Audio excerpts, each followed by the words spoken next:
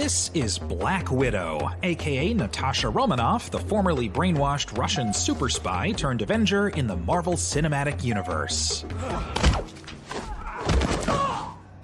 Because of Natasha's dark backstory and origin in the comic books, she was often a supporting character and not the star. But thanks to Scarlett Johansson's portrayal of the character over the past 10 years, Black Widow is finally ready to strike on her own.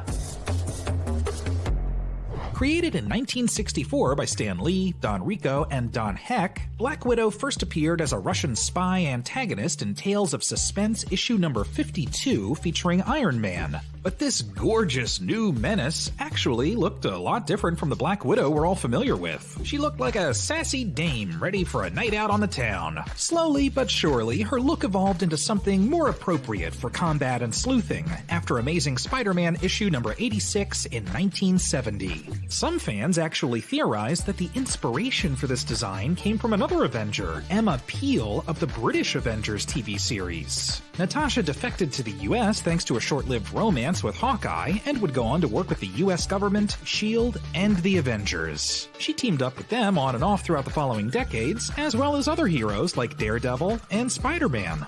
I got rid of my ledger. I'd like to wipe it out.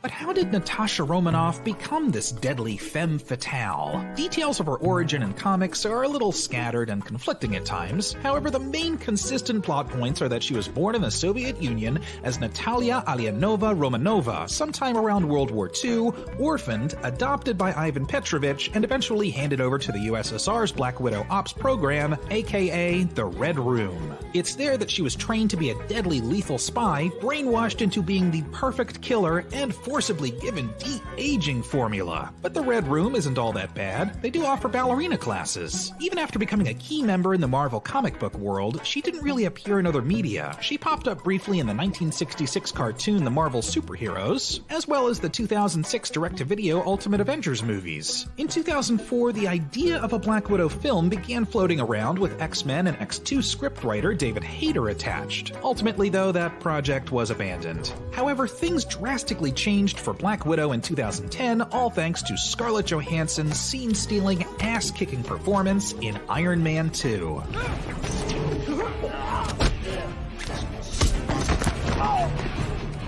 She would go on to leg scissor, shock, and borderline cripple an untold amount of bad guys in a combined 8 films. She basically became the MVP of the MCU, teaming up with Captain America, Iron Man, Hawkeye, even the Hulk. She would go on to help save the world and the universe without the assistance of superhuman strength, cutting-edge technology, or godlike powers. She was just damn good at her job. Scarlett Johansson's versatility allowed her to portray Black Widow as someone who could take charge in any dangerous situation, as well as show vulnerability as a character haunted by her past.